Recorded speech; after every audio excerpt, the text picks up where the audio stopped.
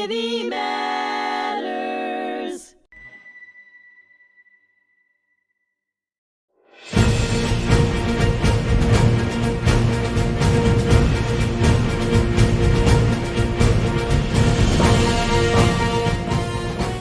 Hello, and thank you for joining me today. I'm your host, Rich Acritelli, here on The Fog of War and Humanity on hmTV. My special guest is Vanessa Pino Lockel, will join me for a conversation about Veterans Affairs and the Suffolk County Farm. Let's go. Let's get started. Please tell me where you grew up and some of the interests that you had as a young lady. Absolutely. I actually grew up in Long Island City, Queens, before it was what it is now. It was an industrial dumping ground, and the majority of the community was German-Irish. Okay. So I was the only probably little Colombian girl in my school, but it was a wonderful experience. I loved growing up there. Went to Catholic school and continued throughout Catholic school through 12th grade. We did end up moving to Manhattan, and I lived on 95th between 2nd and 3rd for a little bit. Which they call it Dormandy Court. A lot of hospitals have people that would live in that building. So it was just a wonderful experience growing up in the city. I went to undergraduate in Maine, which was very far away, but they gave you a lot of money. What part of Maine did you go to then? Lewiston, Auburn. Okay. It's about 30 minutes north of Portland, and it was Bates College. So one of the three, big Maine schools. Yeah, my cousin Billy lives up in Jay, Maine. Oh, yeah. Jay and Livermore Falls up there. And he did a lot of skiing up in like Sugarloaf and stuff like that. So is there any one thing about the city that you remember the most that it makes you smile? Like, something that you ate, a park you went to, something that you did with your friends? Yeah, I hear the battle on pizza is still out there. Something about Connecticut thinking they're winning. I don't know what's going on. I think that's blasphemy. So I'll say that as a native New Yorker. But I love the city. There was so much, the hustle, the bustle. And I think a lot of Long Islanders who work in the city and, we bring that home on a regular. So I love the energy. And no matter where I travel, there's no other city like New York. No other place, right? No other place. So, and now you live out in Mill Place. You're more out in the suburbs now, right? Yes. So because of my husband is actually a retired police officer, 9/11. And when, we both met each other in the city, but when it's time to settle down and think about a family, and it's not like it is now in the city, you see a lot of families now, a lot of young people with children. Sure. I grew up at a time where that was really challenging to try to do that. So coming out here and you get more for your money. And so we moved out he was from Lindenhurst. But we moved out to Sound Beach. And his family is from Lindenhurst, many generations, back when there was a button factory and a farm. Sure, and yeah. So, Breslau. So he has a lot of that history and really does provide me with a lot of the street credibility that I get on Long Island, Okay. All right. So now you go to college up in Maine. What do you study, at your school there? Being very honest, I just wanted to do this for my family to make them happy. So I tried to find the kind of the easiest, but it wasn't that easy. It was still a challenging track, but it was theater. I was a techie. Okay. I did backstage work, a lot of, kind of putting the show together and what makes putting the show together. So all these cameras and the lights and stuff, it doesn't faze you one bit, right? It's something that you enjoy. You still get nervous, but I like that understanding of what goes on behind putting the whole thing together. It takes a lot of work. A lot of times people don't see it. Now, did you do productions, plays, musicals? Yes, plays. A lot of production management, costume design, makeup, just some of that stuff. Did you ever have anybody from your college that kind of went on to any shows or anything like that, or any movies? Or there was I'm trying to remember. There was an anchor man, and I'm trying to remember. I can't think of his name now, but we were really excited at the time, but that was about it. And to that point, having come from New York, going to Maine, and then coming back to New York, there were a lot of interns that were willing to do my work for free. Yeah. So it was kind of, you get street credibility when you're in the streets. And being in Maine off Broadway didn't really kind of sell for it. So, but yeah, it was a wonderful experience. Maine's not really known for their pizza, you know. No, Neither is not. Connecticut, but No. Maine is not really, right? No, but I was grateful. Some good seafood, right? Yes, but, loved, and that played a part in some of the work that I do at Cornell, because we do have an aquaculture and marine program. Okay, so now you work at the Cornell Extension site out on Sound Avenue, beautiful farmland. You're really kind of getting to the start of the North Fork out there. How do you go from being, as you said, as a techie with all the different equipment for productions and stuff like that, to the Cornell Extension site? Definitely. It's crazy how time flies. I went to my high school reunion about a couple months ago. It was a 30 year.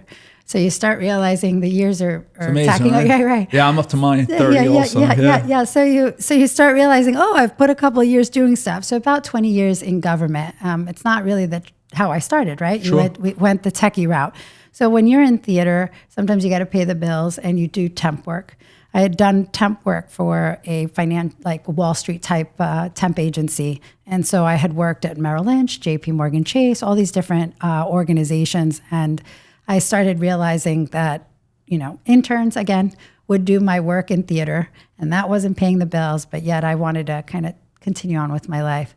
So surprising enough, I was in Merrill Lynch for about 4 or 5 years. I did work on the trading floor. I then did do institutional sales. A lot of that private sector mentality plays. What was the trading floor like? Wild? Beautiful. Yes, it was wild. Thinking back, it was perfect. I had graduated college 3 years. I finished a year. So my point is I was 20 and working on the trading floor. And I already had a corporate card and I had clients. Pretty good experience, right? Amazing experience, but very fast, very bustle. And also, we had defibrillators on the floor. These guys weren't the healthiest. It's a fast life, very stressful job, lots of money concerns day in, day out. And these guys would get really sick. So it was a job where I felt like, I don't know if this is kind of my place. I appreciated what I learned. The work ethic was key. And I am one of those kids of the 90s, watched Wolf. I feel like, Wall Street. In the 1980s, yeah. It called Greed is to me. good, right? Right. So it kind of gives you that kind of mentality. I'm Generation X, so that kind of thinking too also plays a lot about my personality. But I ended up going actually into the nonprofit sector and then into government. I wanted to take my financial experience, go somewhere with it. And there was an organization at the time called Westchester Housing Fund. It was random, but it was a place that allowed me to kind of transition, gave me a job, valued my experience, and wasn't in the banking world. What I would have to do is support a lot of families transitioning from, subsidized housing into private. Sure. Like growing, next level. We also helped with transitional inmates at Sing Sing. At one point, I had to go into Ossining facility and basically teach inmates, about financial literacy and how to care about some of these things, and hopefully reduced recidivism when they left. That better transition back into civilian or understanding life, benefits, right? Why a bank account's important, and some of those things you're like, who cares? But it's when they're trying to make a difference. I actually got called by somebody, which was a little scary, but at the same time very rewarding in that I had mentioned something about VITA sites, which was free access to support for your taxes and getting it done for free. And he went and was able to find all this backlog in taxes that he hadn't reported, and was able to get something back, and basically just called to tell me that experience was able to give him something to kind of stand on his own 2 feet for a little bit. So it kind of works, right? Sure. So wonderful experience, but it gave me that kind of passion into what fuels me. You get a little management and organization skills and everything. Absolutely. That helps you on the government level, right? Absolutely. And through that job, there was the banking department. They were looking for somebody who would do community engagement, but understood the banking world. And from there, that's how I started in government. So New York State Banking Department, New York State Controller's Office, And then I decided to kind of go into the private sector.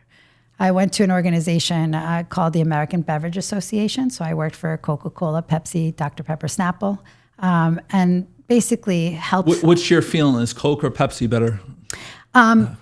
You know, I would take Snapple. Snapple, right. Made from the best stuff on earth. Yes. And here on Long Island, right? Yes. Right. So I would definitely go with them. And their motto on business style is really great. Coca-Cola, they're a beast, and they are they go for number one. Pepsi and them but Pepsi is also in a different sector where Coca-Cola kind of focuses on the soft drink and water industry. So you'll see all of that, and learning all that was. Wow, I had never worked at that level. You know, tons of money coming into the region. At the time, it was Bloomberg had kind of come out with a sugar sweetened beverage tax, and this was, how dare you tell us what we can drink? And so it was interesting to be a part of something at that scale where you have a ton of money and you can kind of fight with that financial backing. Okay. Where in government, we work for the taxpayer. You're a public servant. So, what money are you going to come in to fight who? Whom are you fighting? So when you do some of this stuff, it's very interesting what you learned. But Sandy happened at that time. And I lived on Long Island. My husband and I, we got married in 2001, actually right after September 11th. We got married in November. When Sandy happened, we were devastated, not as bad as other people. I was not on the South Shore, but out of power for 3 weeks. You're trying to figure out your life. And at that time, the governor's office was desperately looking for people on Long Island, somebody who would try to make a difference, had some background in working with, businesses and different groups, and could rally people together to come to consensus on what to do with future plans in devastated areas. So I got that job. I was the regional representative for Long Island on the community reconstruction programming. So all South Shore communities, everything from generators to duct valves and to all sorts of stuff, resilient shoreline efforts. All again, very helpful in kind of building now in my work, what I do, it's been very helpful. That position at that time, the governor not only appreciated that I was doing that and was able to do it. We had unanimous voting across a ton of projects. Over $350 million was being awarded to the region and different efforts for that. So those plans became really important. They still are today. When you see the sewers, all that stuff was kind of highlighted in those plans about the essentialness of kind of sewering when we have wells and all sorts of sewage issues. So with that, the governor's office asked me to be the Long Island regional rep. A wonderful position. I was there for many years. It's one of those opportunities where not only do you advocate for the governor and the region, but you advocate within 20 or 30 different organizations that are dealing with things. So like DEC, DOS, DOT, all these different acronyms. You're really kind of seeing a lot of different levels of government, how they work, right? And how they function. Absolutely. So all of a sudden, again, door knocks, and it's the Cornell Cooperative Extension. They're looking for someone who knows Long Island, who understands the communities, many moving parts, who understands government and community relations, because these local officials, you're going to ask them for funding. Can they help? So all of that became this, how I got to Cornell, but also how much I value Long Island and what Long Islanders are all really about, especially Suffolk County. So when we talk about, some of the work that we do with Cornell and how important it is, it's important to know our residents and know exactly what our population here is needing, so how we can service them. Okay, so now you do a lot of things with Veterans Affairs, right? Actually, we haven't, which was one of the greatest things. So in our outreach with local officials, one of the things that we do is we break down the district and we meet with those local officials and tell them this is what's happening in your district. So for Cornell Cooperative Extension, our focus is agriculture, but there's marine, there's community education, which is that part where it talks about health, nutrition, family wellness. There's youth programming, and then there's energy. Okay. Right? So all these different facets. But when I spoke to legislator, specifically Chad Lennon, we talked about so many things. We talked about endurance sports because we both, had different events. I think he had a veterans walk at one point that I participated in. And so we had that relatedness of knowing that, healthy walking and all that kind of stuff. And he knew we had the farm. The farm is in his district. And as a legislator, and this is a Suffolk County farm, it's important for him to know what goes on in that farm and how does it benefit him. Now, the farm is a 272-acre facility. We have about 150 animals. It's really meant to help the livestock industry. Where is that located? It's in Yaphank. Yaphank, okay. Right off the LIE as exit 67. Is that near the county and state buildings over there? All those county buildings. It's right in there. It actually, some people may remember it a long time ago as the Yaphank Jail farm. Yep. But it's in that area. And as you can imagine, very big facility. Even though it's right in the middle of everything, not a lot of people know that it's there. Sure. It's free to go from 9 to 3, and it's open every single day. And it's a wonderful facility. When I say the livestock industry, that also includes us. Like if you and I wanted to have chickens in the backyard, who do we call? And after COVID, everybody wanted to do that. Yeah. So it turned into a place where, because it's open to the public and because there are animals there, an educational place where we can really bridge that gap for people and try to get them to know or care where their food comes from and support it. But we noticed a couple of things in that farm. During COVID, it was one of the few places that was allowed to be open so that youth programming, people could bring their kids there. Remember, the schools were closed, everything was crazy. So I had electeds visiting and being like, do you have kids here? I'm like, they're here. They're here and they're active and they're playing with animals and they're learning about nature and wonderful things outside of the COVID world. And one of the things we also saw is that people that came to visit the farm, there was a mental health component that came with that. It was like you could breathe easier. You could almost like think of something different. The animals there, I don't know, it's hard to explain sometimes. But when we decided to start talking about Veterans Affairs, I thought this is a place where Chad Lennon could maybe consider a Veterans Support Services location.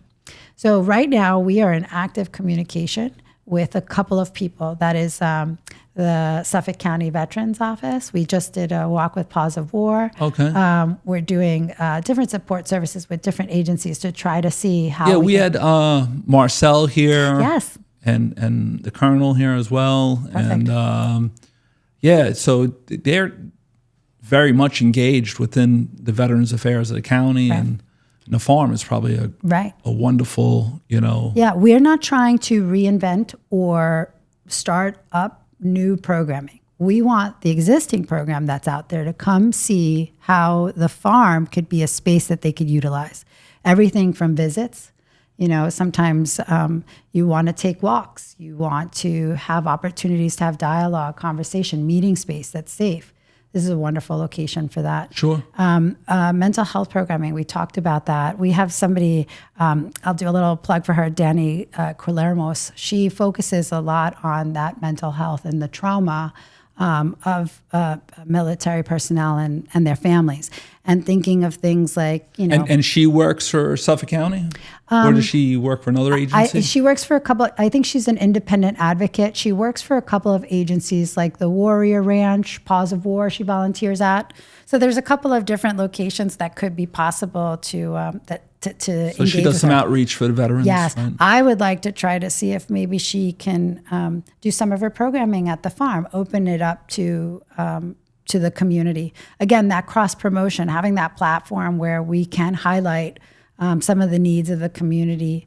But all of this came from this wonderful walk that legislator Lennon had suggested. As I mentioned, we had done, I think it was a race, a VFW race out of Rocky Point. Yeah, I run that there. I organized that whole thing. Yeah, okay, I ran your race. Yeah. And so and I placed. I want you to know. You'd be very proud of me. I gave you your medal. Oh, perfect. So that was it.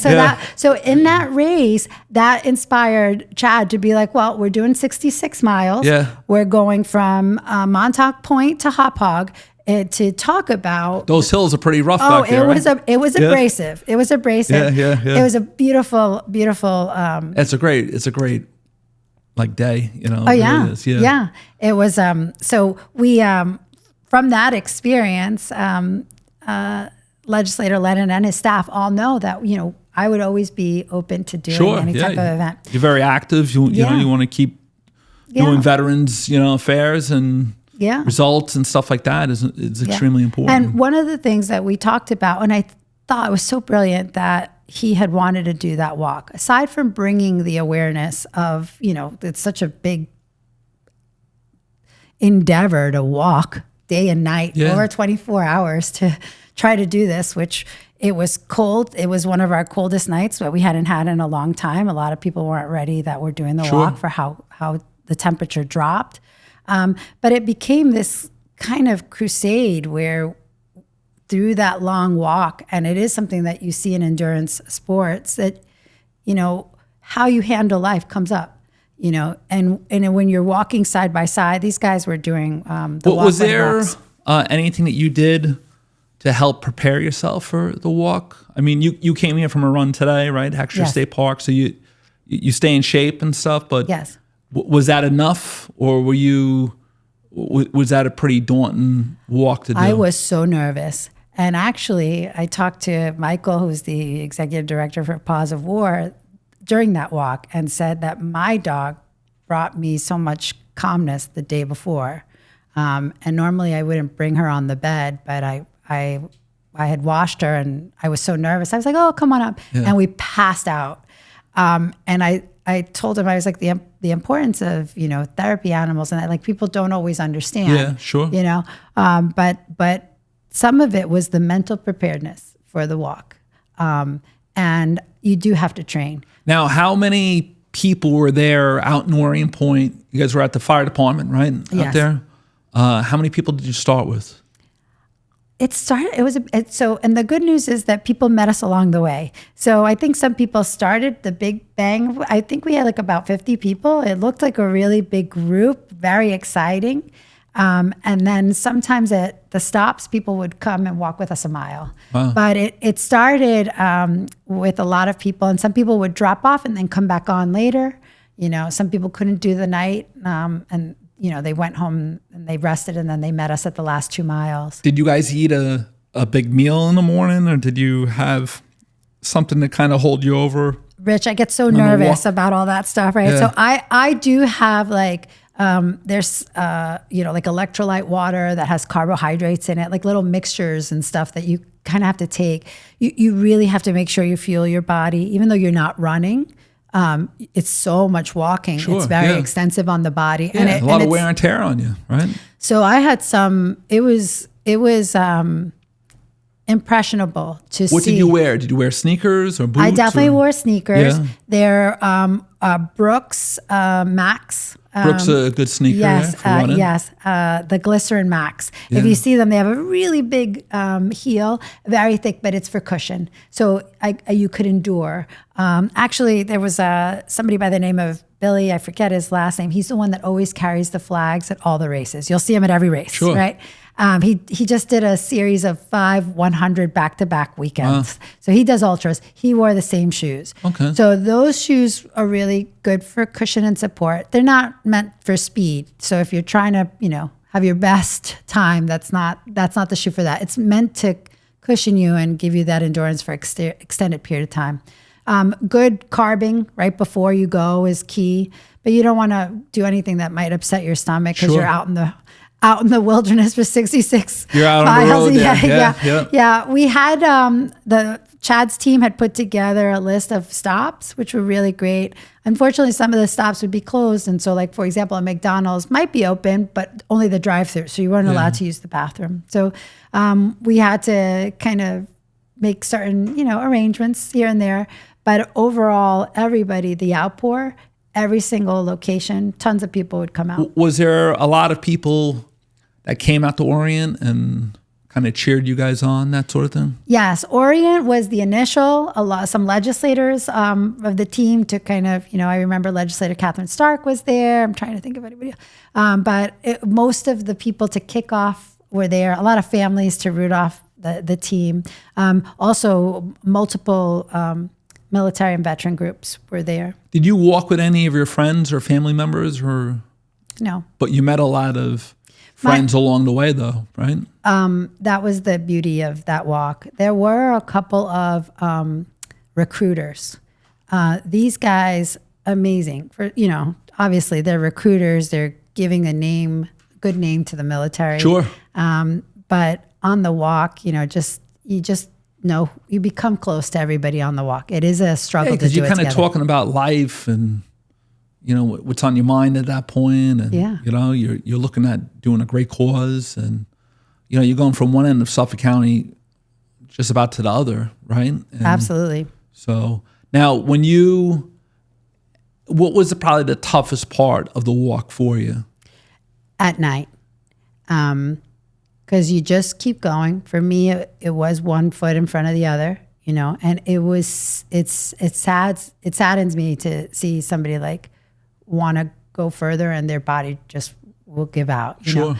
Some people really had, and they amazing efforts. Like, everybody wanted to do 66 miles, but you see people do 30 miles, and who does 30 miles? It's still amazing. Too. Yeah. Right? For people who are like never done a marathon before and you walk 30 miles, you did a 50K almost, Yeah, Chad was here a couple days after that, and he still had some of the effects of that. And he said it was a lot, Oh yeah.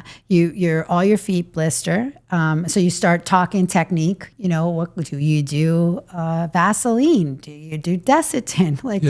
You're putting diaper rash cream on, or things that you start to talk, but it brings some sort of comfort, right? Yeah, there was 5 of us that made it from the beginning to the end, and that was beautiful to be a part of that group. I was the only girl, not non-military, so I felt honored to be amongst them because I look up to them. So beautiful experience. Now, when you were walking, what was probably the toughest part? The nighttime. The nighttime. Where were you at night? We were past, I would say almost Stony Brook area, maybe a little bit before that, East Setauket area. So we had already passed Rocky on Point. 347? On 347 main road. Some of it's under construction, so we would have to go around it. At that part of the night, it's some dark. It was totally dark. Some lights were on, which was great. There were people carrying the flags.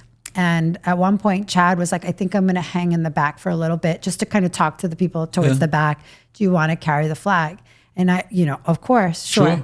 And, the rule is you can't let it fall. No, you can't hit the ground. Right. So I had it on, I was holding it, but I'm pretty short. The point is I'm into, I would say, almost 19 hours of the walk. So it's like 3, 4 in the morning. I would say it was almost 5 in the morning because somebody ended up coming close and bringing us coffee. But at that moment, it was so dark out. We were so tired. No one was speaking. And the wave of the flag was like lulling me. So I almost fell asleep. And I was so worried. I didn't want the flag to drop. And actually, Danny Calermos, she's the one that put her hand on my back, and she's like, "Are you okay?" And I said, "I can't stop falling asleep. I'm trying to stay awake." And she was like, "I'll help you with the flag for a little bit, and we'll walk together." And that was the best because I think the lulling of the flag was putting me to bed. A lot of teamwork, right? Oh yeah. I will forever remember that moment because you just kind of think you're alone. Do you look at the flag a little bit differently now? Or? Without a doubt. The whole experience changed my mind about everybody. These, like the military and the veterans are like forgotten people. And I don't know how that happens in Suffolk when everybody here has somebody. Yeah. When I did the walk, so many of my employees came up to me and like, thanked me. And this is one of the largest counties in America for veterans itself. Yeah. My employees were like, thank you. My son was so happy to know you guys did that walk. And, or my husband was so happy, when we walked by and seeing like some of your husband served as a police officer. He was so proud. Everybody, a lot of people. Everybody was like, because they know it's like for that moment in time, everybody was thinking like, what are these guys doing? They're just doing this walk for veterans. Why? And it's like, because it's serious. They're all killing themselves.